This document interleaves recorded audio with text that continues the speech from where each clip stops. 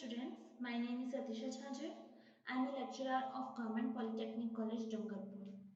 आज हम refrigeration and air conditioning ME 301 का यूनिट नंबर 5 रेफ्रिजरेशन एप्लीकेशंस पढ़ रहे हैं। आज जो हम टॉपिक कवर कर रहे हैं वो है domestic and commercial refrigerators, there system, specification and there types. देखिए, हम जानते हैं कि प्रशीतन का उपयोग काफ़ी ज़्यादा हो चुका है। ठीक है, आज के टाइम में ऐसा कोई भी क्षेत्र नहीं है जो प्रशीतन के उपयोग से अछूता रहा हो। प्रशीतन का उपयोग बच्चे के जन्म से लेकर मनुष्य के मृत्यु के पश्चात तक होता है। जैसे बच्चे के जब जन्म होता है तो उसे इंक्यूबेटर में रखा जाता है, और जब मृत्यु हो जाती है तो उसकी देह को सुरक्षित रखने के लिए प्रशीतन की आवश्यकता होती है। तो इस प्रकार हम देखते हैं कि जीवन के हर क्षेत्र में प्रशीतन का उपयोग हो रहा है। ठीक है, तो डोमेस्टिक यानी कि घरेलू और व्यावसायिक क्षेत्र में इसका यूज किया जाता है। इसके अतिरिक्त भी इनका यूज किया जाता है, जैसे कि कृत्रिम स्केटिंग रिंक बनाने में। जैसे कि आप मॉल्स वगैरह में देख सकते हैं, एक कृत्रिम बर्फ का निर्माण कर दिया जाता है। ठीक है, और फिर उसके ऊपर हम स्केटिंग कर सकते हैं। आजकल के टाइम में हमें ठंडी जगह पे स्केटिंग वगैरह करने के लिए पर्वतीय स्थान पर जाए इतना ऐसा जरूरी नहीं है। एक कृत्रिम स्केटिंग रिंग का निर्माण कर सकते हैं। इसके लिए फर्श के नीचे बिछे हुए प्राथमिक या द्वितीयक प्रशीतक पाइपों के माध्यम से उपलब्ध प्रशीतक द्वारा वांछित ताप की प्राप्ति से फर्श पर कृत्रिम सतह का निर्माण आवश्यकता अनुसार वांछित समय अवधि के लिए इसे बनाकर कर सकते हैं। सेकंड है कृत्रिम वातावरण के निर्माण में। जब अंतरिक्ष यात्री अंतरिक्ष में जाते हैं तो वहां के वातावरण के उपयुक्त वातावरण का निर्माण कर सकते हैं। थर्ड है सिविल अभियांत्रिकी के क्षेत्र में। जैसे बड़े बड़े बांध होते हैं, उनके निर्माण में कंक्रीट की बहुत सारी मात्रा एक साथ उपयोग में ली जाती है। तो उससे क्या होता है, उससे जनित ऊष्मा होती है। ठीक है, तो उसको जनित ऊष्मा की मात्रा को प्रशीतन के द्वारा ही निष्कासित किया जाता है। एक है कृत्रिम वर्षा में भी इसका यूज करते हैं। जैसे आपने कितनी बार सुना होगा ना, बादल आए लेकिन बिना बरसे चले गए। तो हम क्या करते हैं, कृत्रिम वर्षा की जाती है। इसके लिए हम ठोस कार्बन डाइऑक्साइड यानी कि शुष्क बर्फ को आसमान में छोड़ा जाता है। तो ये क्या करते हैं, जो बादलों में अतिशीतित सूक्ष्म जल के कण विद्यमान होते हैं, उन कणों को बूंदों के रूप में परिवर्तित कर देते हैं। ठीक है, तो ये जो ठोस कार्बन डाइऑक्साइड है, ये एक नाभिक का कार्य करती है जिससे वर्षा होती है। एक है धातुओं के शीत उपचार में।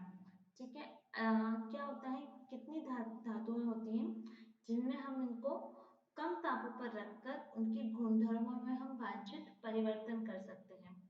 ठीक है, फिर क्या होता है, वांछित परिवर्तन करने के पश्चात एक पार्ट को दूसरे पार्ट में फिट करना, तो हम उसको आसानी से कर सकते हैं। एक है आयुर्विज्ञान के क्षेत्र में।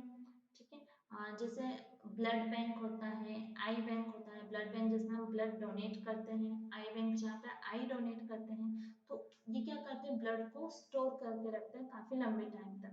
ये किसके द्वारा पॉसिबल है, इन प्रशीतन के द्वारा। ठीक है, तो दवाइयों के उत्पादन के लिए भी प्रशीतन बहुत महत्वपूर्ण है। आधुनिक अस्पताल, मेडिकल कॉलेज, दवाई विक्रेताओं, उनके लिए भी यहाँ पे प्रशीतन की बहुत आवश्यकता होती है। ये क्या करते हैं, दवाइयों को प्रिजर्वेशन में रख देते हैं जिससे दवाइयाँ काफी लंबे टाइम तक यूज की जा सकती है। ठीक है, तो इस प्रकार हम इसका काफी जगह पर यूज कर सकते हैं। इसके अलावा वस्त्र उद्योगों में धागे के सामर्थ्य और गुण बनाए रखने के लिए इसका यूज होता है। फोटोग्राफी में प्रयुक्त कच्चे माल की आर्द्रता एवं निम्न ताप बनाए रखने के लिए इसका यूज होता है। तेल शोधन के कारखानों में गैसों के द्रवीकरण एवं पृथक्करण के लिए। ठीक है, इस तरह काफी जगह इसका यूज होता है। आज जो हम पढ़ रहे हैं वो हम पढ़ रहे हैं डोमेस्टिक रेफ्रिजरेटर, जिसे घरेलू रेफ्रिजरेटर भी कहा जाता है। ठीक है, ये जो आपको डायग्राम दिख रहा है ये है घरेलू रेफ्रिजरेटर, घरेलू प्रशीतन का डायग्राम है। घरेलू प्रशीतन में मुख्य रूप से खाद्य पदार्थों को प्रिजर्व रखा जाता है। ठीक है, इसमें पीने के पानी का शीतलन का भी कार्य किया जा सकता है। प्रशीतन का खाद्य पदार्थों के उत्पादन में महत्वपूर्ण योगदान रहा है।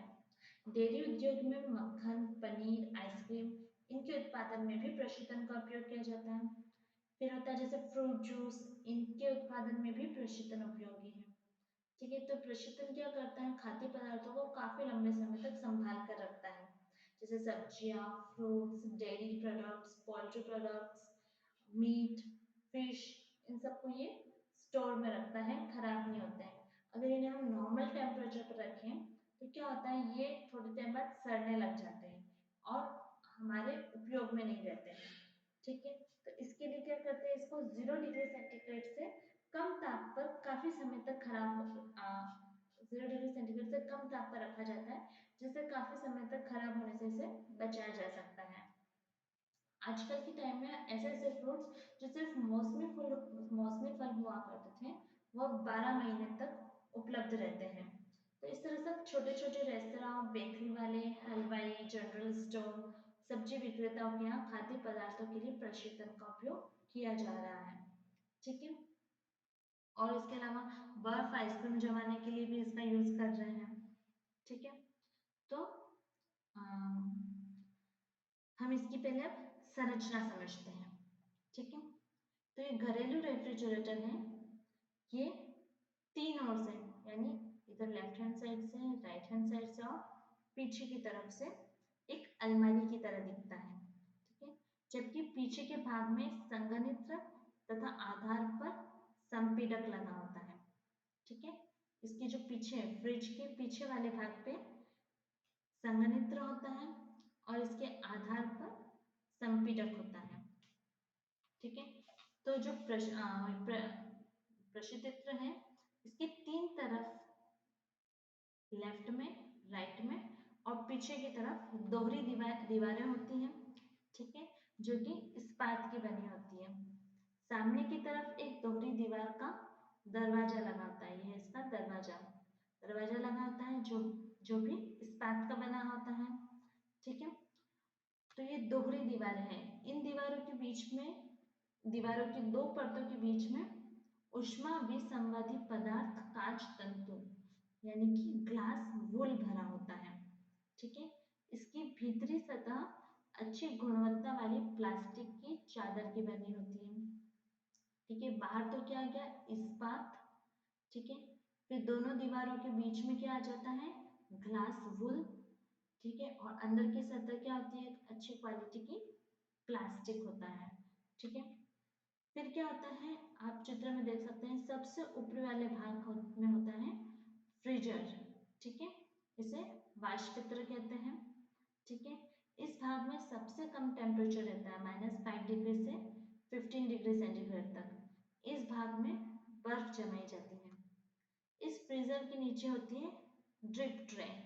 ठीक है, जो क्या करती है, बर्फ के पिघलने पर पानी को बाहर निकालने के काम आती है। ठीक है, फिर क्या होता है, इस डीप ट्रे के नीचे होती है चिल ट्रे। ठीक है, जो कि बहुत ठंडी होती है। ठीक है, इस ट्रे में उन पदार्थों को रखते हैं जिनको 0 डिग्री सेंटीग्रेड से कम तापमान पर जमा कर रखना होता है। ठीक है, इस चिल ट्रे के नीचे विभिन्न शेल्फ बनी होती है, आप देख रहे हैं ये सारी शेल्फ बनी होती है। ठीक है, जिसमें अलग अलग प्रकार की वस्तुएं रखी जाती हैं। दरवाजे के भीतर की तरफ अंडे, बटर, चीज, बोतल आदि रखने का स्थान बना होता है। ठीक है, और फिर क्या होता है, इस दरवाजे को जब बंद कर दिया जाता है तो इसे पूर्ण रूप से वायुरोधी और ऊष्मारोधी बनाया जाता है, ताकि इसमें से जो अंदर की वायु है ठंडी ठंडी, वो बाहर नहीं निकल सके, और जो बाहर के टेम्परेचर की जो हवा है वो इसको गर्म ना कर सके। तो इसके लिए इसको ऊष्मारोधी और वायुरोधी बनाया जाता है। तो उसके लिए चुंबकीय गैसकेट का प्रयोग किया जाता है। ठीक है, तो ये आपने इसकी संरचना समझ ली कि ये दिखता कैसे है, कहाँ इसका कैसा यूज है। ठीक है, घरेलू रेफ्रिजरेटर वाष्प संपीड़न प्रशीतन चक्र पर कार्य करता है। इनमें प्रशीतक के रूप में प्रायः R12 या R22 गैस का प्रयोग करते हैं। जिसमें हम प्रशीतन के लिए जिस गैस का यूज करते हैं वो है R12 या फिर R22। ठीक है,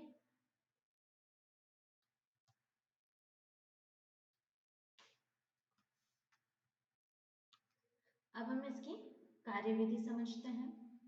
ठीक है, ये आप देख सकते हैं। इस प्रणाली के प्रमुख अवयव हैं एक hermetical sealed compressor, condenser, receiver, dryer and filter, capillary tube, evaporator and accumulator. इन सबको हम विस्तार में समझते हैं।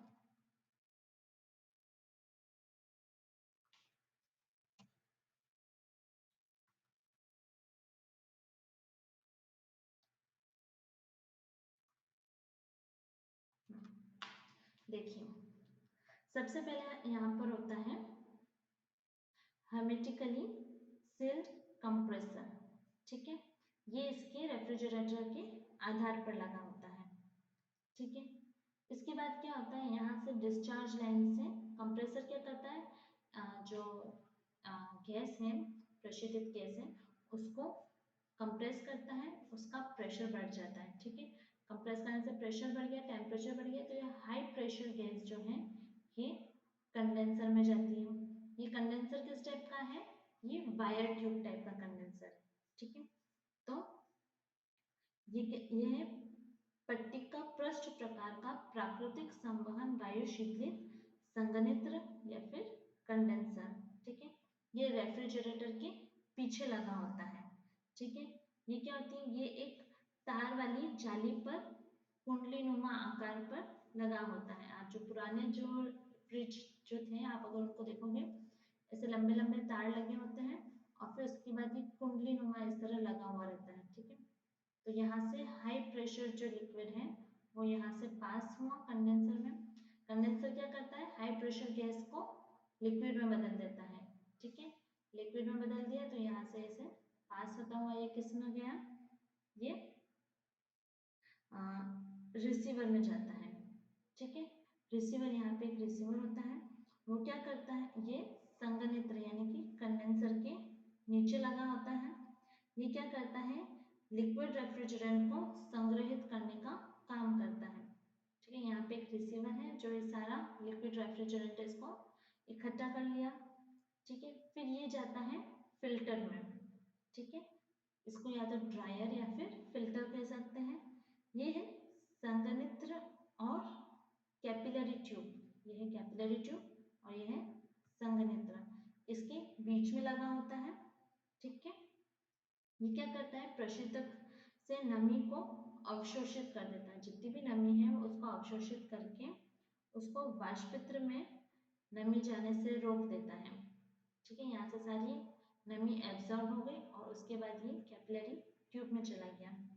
ठीक है, कैपिलरी ट्यूब से क्या होता है, कैपिलरी ट्यूब के दो भाग होते हैं। एक पार्ट इसका सक्शन लाइन से कनेक्ट होता है।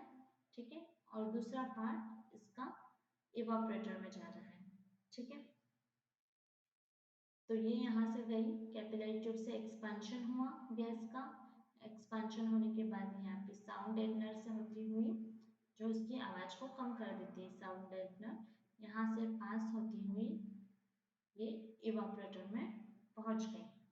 ठीक है, इवापोरेटर कहाँ होता है, कैबिनेट, ये एक ट्रे के रूप में होता है और कैबिनेट की छत के पास लगा होता है।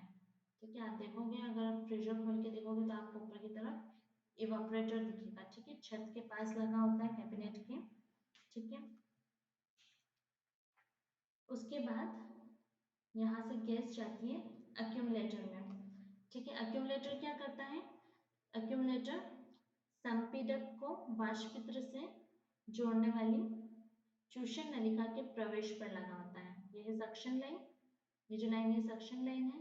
सक्शन लाइन कंप्रेसर से कनेक्ट हो रही है और ये इवापोरेटर से होती हुई एक्यूमुलेटर से पास होती हुई सक्शन लाइन के थ्रू वापस कंप्रेसर में जा रही है।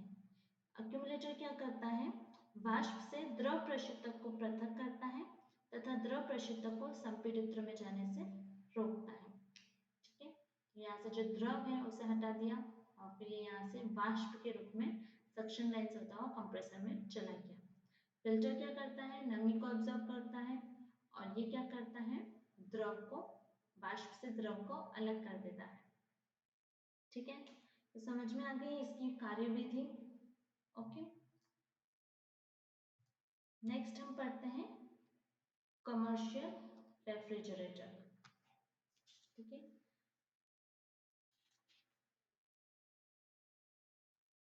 कॉमर्शियल रेफ्रिजरेटर मुख्य रूप से खाद्य पदार्थों के प्रिजर्वेशन, शीत भंडार, बर्फ निर्माण तथा शीघ्रता से सड़ने वाले पदार्थों के परिवहन में यूज किए जाते हैं।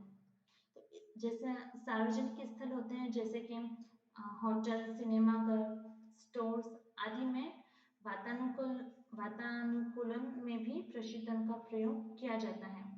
इस प्रकार व्यावसायिक प्रशीतन संयंत्रों की सहायता से सार्वजनिक स्थान, व्यावसायिक प्रतिष्ठान, कार्यालय आदि में वातानुकूलन तथा पीने के पानी के प्रशीतन, बर्फ निर्माण तथा खाद्य पदार्थों के सुरक्षित भंडारण में प्रशीतन का उपयोग किया जाता है। खाद्य पदार्थों का परिवहन प्रशीतित ट्रकों, रेलयानों, जलयानों एवं हवाई जहाजों के माध्यम से खाद्य पदार्थ को एक स्थान से दूसरे स्थान तक लाने और ले जाना प्रशीतन के द्वारा ही संभव है। ओके, तो बहुत सारे टाइप के व्यावसायिक प्रशीतित्र हैं। सबसे पहले जो हम पढ़ रहे हैं वो है डीप फ्रीजर। ठीक है, डीप फ्रीजर में क्या होता है, इनकी पूरी कैबिनेट में 0 डिग्री से कम तापमान बनाए रखा जाता है, जिससे इनमें इन तापों पर परिरक्षण किए जाने वाले खाद्य पदार्थों का संग्रहण किया जाता है। डीप फ्रीजर को 2 भागों में डिवाइड किया है, एक ऊर्ध्वाधर डीप फ्रीजर और एक है क्षैतिज डीप फ्रीजर। ठीक है, ऊर्ध्वाधर डीप फ्रीजर को आप देखो चित्र में, ये इसकी बाहरी बनावट बिल्कुल डोमेस्टिक रेफ्रिजरेटर की तरह आपको लगेगी। ठीक है, लेकिन इसके कैबिनेट की आंतरिक व्यवस्था घरेलू रेफ्रिजरेटर से डिफरेंट होती है। इसमें देखो आप ऊपर की जो 3 शेल्फें हैं जो छत के नजदीक लगी वाष्पित्र पट्टिका के जो नजदीक जो ये 3 शेल्फ हैं, ठीक है, ये नलिकाओं से बनी होती है। ठीक है, ये जो 3 शेल्फ है ये नलिकाओं से बनी होती है, जिसमें से होकर वाष्पित होने वाला प्रशीतक प्रवाहित होता है। ठीक है, फिर इसके नीचे की तरफ 2 अप्रशीतित शेल्फें लगी रहती हैं, जिन्हें इच्छानुसार लगाया या हटाया जा सकता है। इसके द्वार पे भी 5 शेल्फ लगी होती हैं। ठीक है, जो हिमीकृत खाद्य पदार्थों के पैकेट डिब्बों के लिए विशेष रूप से उपयुक्त होती है। ठीक है, इसकी क्षमता इसके कैबिनेट की कुल आयतनिक क्षमता से मापी जाती है। ठीक है, इसमें 275 लीटर और 425 लीटर की क्षमता वाले मॉडल बनाए जाते हैं। 2 तरह के मॉडल बनते हैं, 275 लीटर और 425 लीटर। सेकंड है क्षैतिज डीप फ्रीजर। ठीक है, क्षैतिज डीप फ्रीजर ये आपने जनरली शॉप्स वगैरह में देखा होगा, एक बड़ा सा डब्बे नुमा होता है। ठीक है, इसमें ऊपर की तरफ 2 कांच लगे होते हैं। ठीक है, इस कैबिनेट की क्षैतिज अवस्था में होती है। इसे आवश्यकता अनुसार 2 या 2 से अधिक भागों में विभाजित किया जा सकता है। इसको विभाजित करने से क्या होता है, इसके प्रत्येक खंड के लिए अलग अलग ढक्कन होते हैं। उससे क्या होता है, खाद्य पदार्थ आदि को अंदर या बाहर निकालते समय दूसरा जो खंड है उसमें प्रशीतन की हानि नहीं होती है। ठीक है, नेक्स्ट है बोतल बंद पेय शीतित्र। ठीक है, इसे बोलते हैं बोतल बेवरेज कूलर्स। ठीक है, ये विशेषतया पेय पदार्थों की बोतलों के शीतलन के लिए उपयोगी होते हैं। ठीक है, इनमें लगभग 5 डिग्री सेंटीग्रेड तापमान रखा जाता है। इसकी क्षमता कुल बोतलों की भंडारण क्षमता से आंकी जाती है। इंडिया में 200, 300, 400, 600 लीटर बोतलों के भंडारण के लिए 4 मॉडल निर्मित किए जाते हैं। थर्ड है वॉक इन कूलर्स। जैसा कि इसके नाम से क्लियर है, वॉक इन कूलर यानी कि हम इसमें खाद्य पदार्थ रखने या निकालने के लिए व्यक्ति को इसके अंदर जाना पड़ता है। ठीक है, तो इसका उपयोग होटल, डेयरी, अस्पताल, दवा की दुकानों, बेकरी आदि में खाद्य परिरक्षण के लिए किया जाता है। इसकी आयतनिक क्षमता बहुत अधिक होती है। ठीक है, जैसे इसकी आयतनिक क्षमता 4.5 मीटर क्यूब से 15.6 मीटर क्यूब तक होती है। ठीक है, इसका जो द्वार है, गेट जो है वो भी बहुत बड़ा होता है, जो कि 74 बाय 191 सेंटीमीटर का बनाया जाता है। ठीक है। इंडिया में दो तरह के वॉकिंग कूलर बनाए जाते हैं, 1.7 डिग्री सेंटीग्रेड तथा 4.4 डिग्री सेंटीग्रेड के बीच के ताप परिसर के लिए, और सेकंड है -17.8 डिग्री सेंटीग्रेड से -15 डिग्री सेंटीग्रेड के बीच के ताप परिसर के लिए। ठीक है, तो ये हो गए व्यावसायिक रेफ्रिजरेटर। तो आज हमने डोमेस्टिक और व्यावसायिक रेफ्रिजरेटर के बारे में पढ़ा है, कमर्शियल रेफ्रिजरेटर के बारे में पढ़ा है। अगर आपको इससे रिलेटेड कोई भी डाउट हो तो आप मुझे कमेंट सेक्शन में पूछ सकते हैं। Thank you.